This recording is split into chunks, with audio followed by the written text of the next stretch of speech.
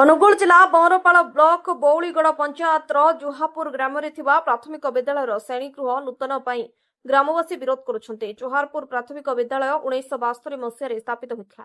ଏଠାରେ ପଞ୍ଚମ ଶ୍ରେଣୀ ପର୍ଯ୍ୟନ୍ତ ଶିକ୍ଷାଦାନ ଅଛି ଓ କରାଯାଉଛି। ମାତ୍ର 2 ଜଣ ଶିକ୍ଷକ ଥିବା ବେଳେ ଗୋଟିଏ ଭଲ କୋଠରୀ ଅଛି। ଅନେକ କୋଠରୀ ଭଙ୍ଗାରୁଜା ଅବସ୍ଥାରେ ଅଛି।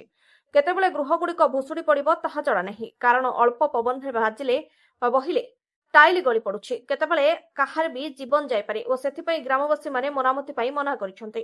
नूतन गृह पाई विरोध करिसंते। वर्क ऑर्डर नथिबारु ग्रामवासी माने विरोध करुछंते। ग्रामवासी माने से कॉन्ट्रैक्टर को बुझाई कहिसंते कि ऑर्डर आनो कामरे एते कहिला परे भी सुनु नथले। पाखरे किछि ऑर्डर नाही सार कहउछि मो पाई किछि ऑर्डर नाही। आमे ग्रामवासी बृंद आसी स्कूल घर को बंद करिजु आ स्कूल घर भंगा न जाऊ आ जदि भंगा जीवो आउ ग्रामवासी सब मिसी आमे किसी पदक्षेप नेबू। सरपंच आगे जी कंटाक्ट ये आम पदक्षेप नेबू ना तो आम थाना द्वारस्थ हो पारू। अनुगुल बौरपालरू सुब्रत नायकों रिपोर्ट स्वतंत्र ओडिशा लाइव।